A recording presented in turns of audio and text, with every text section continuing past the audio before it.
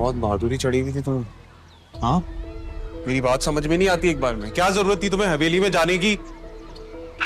पता नहीं है तुम्हें तुम्हारी वजह से मेरा कितना नुकसान हो गया, दिमाग खराब हो गया मेरा। क्यों गई थी तुम? मेरी बेइज्जती कराने के लिए गई थी? हाँ, इज्जत तो सिर्फ आपकी है तबरेज। लोग मुझे किन किन नामों से बुला रहे, कुछ अंदाजा है? आपकी माँ के कहने पर कोई मुझे बुरी औरत समझता है, कोई मुझे ताने देता है कि शायद मैं अपने शौहर के मरने का इंतजार कर रही थी। लोग लालची समझ रहे हैं मुझे कि दौलत की हवस में पागल हो गई और इंतहा की हद ये है कि पैसे भिजवाए गए हैं मुझे आपसे पीछा छुड़वाने के लिए। क्या कसूर था मेरा? क्या मांगा था मैंने आपसे?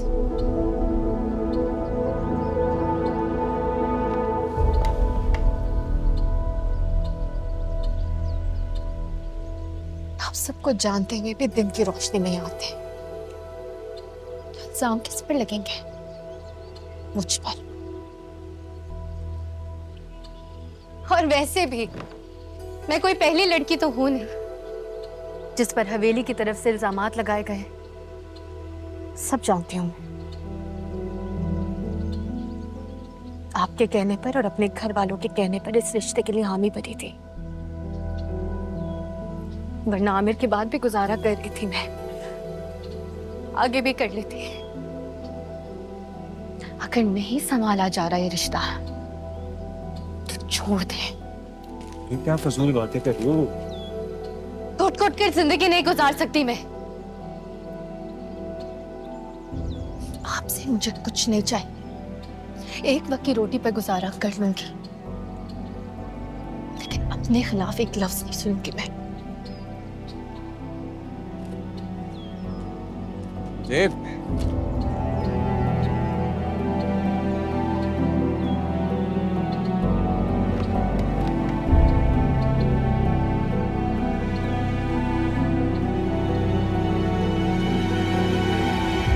बैठो।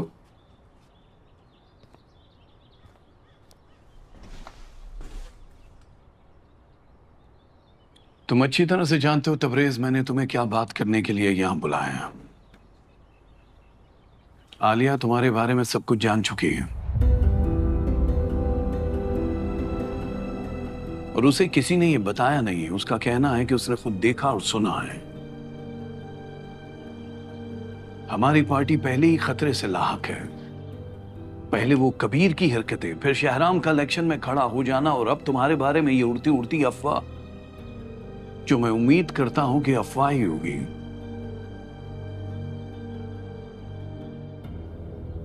एक बात पूछूंगा, सच सच उसका जवाब देना। वो लड़की क्या सचमुच तुम्हारी बीवी है? नहीं, नहीं जाऊंगा सर। अब समझ आ रहा है मुझे कि मुराद शाह तुम्हारे बारे में परेशान क्यों रहते थे। बड़े छुपे रुस्तम हो, अंदर ही अंदर अपनी मनमानी करते हो। ईश्वर भाभी को पता है इस सब के बारे में?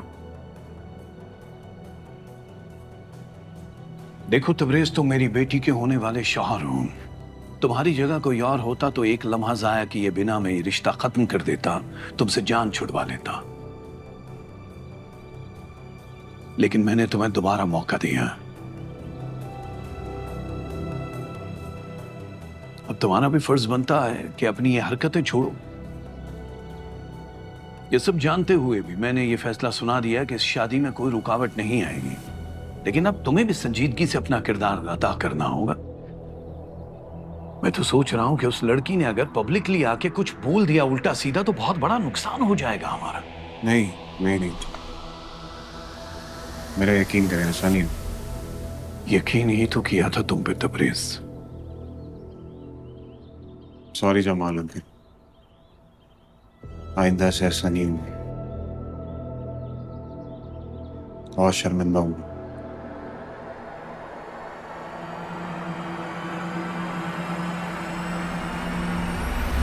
अरे लेट जाओ लेट जाओो। तो मुझे तुमसे पूछना चाहिए, बड़े अरसे से दर्द था, तो मैं डॉक्टर को क्यों नहीं दिखाया? इस तरह तकलीफें पालना अच्छी बात नहीं है। आपने भी तो एक तकलीफ पाली है ना, वो थोड़ी मुख्तलिफ है, बट वो तकलीफ नहीं।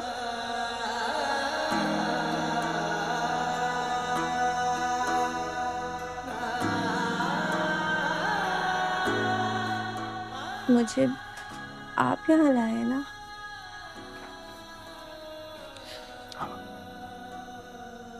Thank you. बहने भाइयों को थैंक यू नहीं कहते।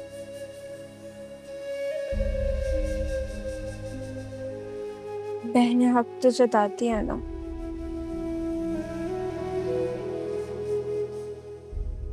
मैं जब घर चली जाऊंगी तो आप मुझसे मिलने आएंगे?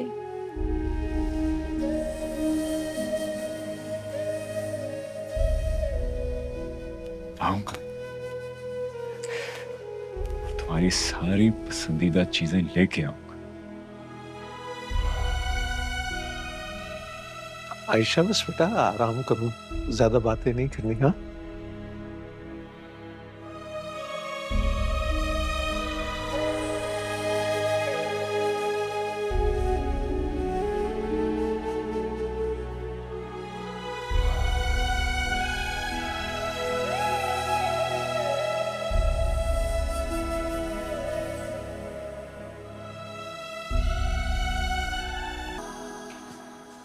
फरियाल, फरियाल इधर आओ। जी कहाँ है सारे? कोई है तो नहीं आसपास? नहीं जी, सब सोने चले गए। तबरेज कल रात से घर नहीं आया है, फोन भी नहीं उठा रहा है। तुम्हारे सामने गया था? जी बताओ क्या बात है? जी वो साहब के हाथ में कुछ बैग था, शायद उनका सामान था। इसका मतलब है उसके घर जाके रहने लग गए हैं। पता नहीं जी। नहीं पता तो पता कराओ। अगर वो लड़की अभी भी बाज नहीं आई है तो उसके मोहल्ले में फैला दो बात कि वो किसी के साथ रह रही है। माफ कीजिएगा बेगम साहिबा, मैं ये नहीं कर पाऊंगी। अच्छा, तो पैसे किस बात के लेती हो? इस घर में काम करने और सबकी खिदमत करने के। कुछ अरसे से महसूस ही नहीं हो रहा कि मेरी कमाई हलाल की है। बेगम साहिबा मैं ये नहीं कर सकती। नहीं कर सकती तो दफा हो जाओ यहाँ से। मैं तो पहले ही नौकरी छोड़ने का इरादा कर चुकी थी, क्योंकि ना ये नौकरी वैसी रही और ना ये हवेली। मैं सुबह होते ही चली जाऊंगी। सुबह क्यों? आज अभी इसी वक्त निकलो यहाँ से। ठीक है, मैं अभी चली जाती हूँ। क्या समझते हो तुम लोग? अकेला छोड़ दोगे मुझे? मेरी एक आवाज पे लाइन लग जाएगी मुलाजमों की। किसी की मदद की जरूरत नहीं है मुझे। मैं